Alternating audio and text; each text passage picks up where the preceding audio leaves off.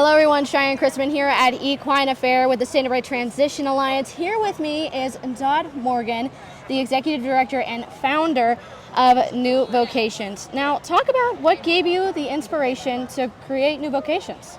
Wow, that's a big question. But 32 years ago, 350,000 horses a year were going to slaughter, and I didn't know it. And I was on the OHHA board and the Ohio Breeders Board. I was a 4-H advisor, and I didn't know all these horses were going to slaughter.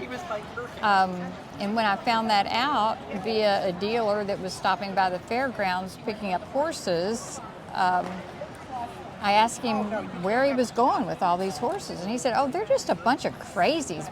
By the time I load them on the trailer and get to the sale, 2 or 3 of them have fallen on the ground, and the rest of them are walking all over them." He said, "Who would want such crazy horses?" And then he explained that they were going to sales to be shipped to slaughter. Had no idea.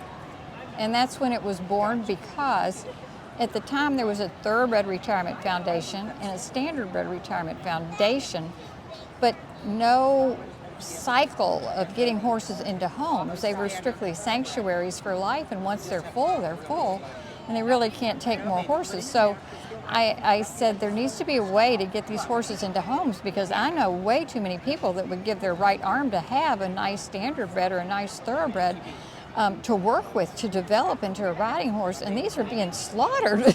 Yeah. Well, it was outrage that started it. And with the outrage, it was created in 1992, and at this time there was no other adoption programs, None. right? So None. You're breaking new ground, and throughout your experience, would there have been anything you would have done differently? You know, the only thing I can say about it is when I started it, it was my personal mission, my heartfelt mission to get these horses into homes rather than on trucks bound for slaughter. If I'd seen what it was going to grow into, I would have turned and run the other way. It would have scared me to death. There's a reason God doesn't show us the future.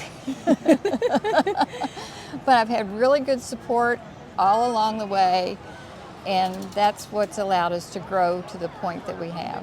Not only that, I mean, you've homed over 9,000 horses from then until now, and maybe there's somebody out there who wants to create their own Standardbred adoption program. What advice would you give them? Well, I think our success is built on several things. For one, we had a strong racing background, which was huge, but I also had a strong showing background, which is huge.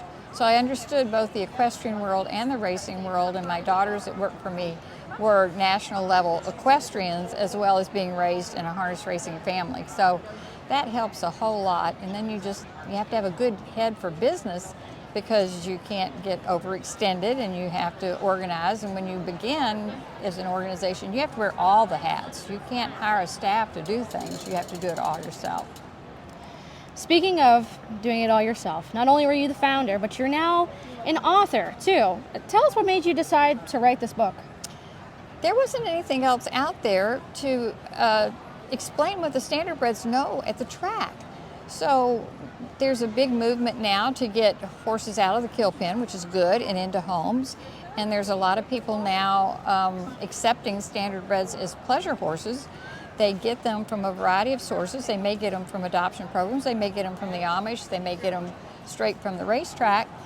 But then they have them and they don't know what to do with them. They don't know what they are. They don't know what they have. And then they get out on social media and say, "I just got a Standardbred. I've never had one before. I don't know what do you do? How do you find out anything about this breed?"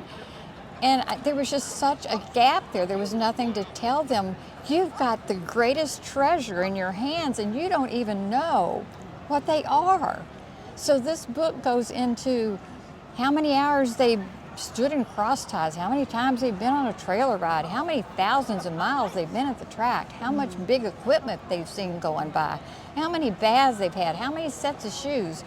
Because when people get a horse that had any other breed, they'll say, "Oh, does he load? Does he load? Does he stand for the farrier? Does he stand for the farrier? Are you kidding?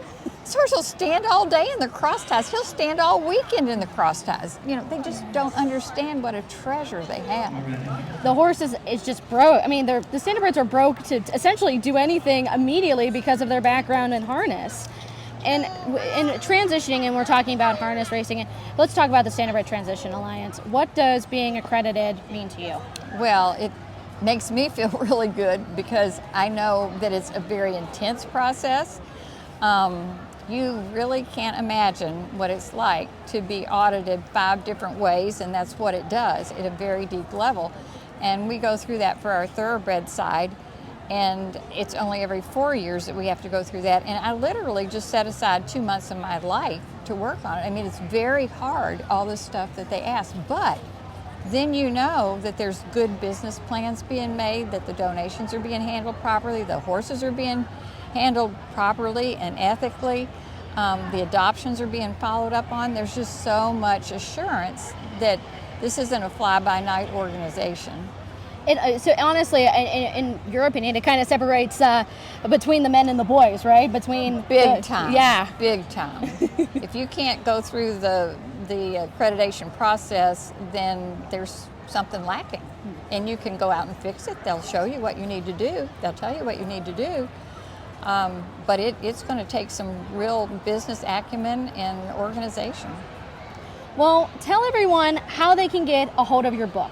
Well, right now you have to go to newvocations.org to our gift shop, and it's $15. And then maybe you'll get it at some trade shows somewhere along the way.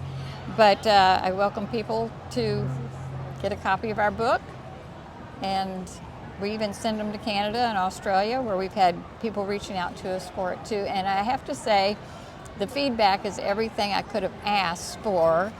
The pictures are really good, and I designed it in such a way that if only they looked at the pictures and read the captions, they'd come out knowing a lot more than they did before. That's great. Thank you so much for your time, and we are going to end it off here. Thank you.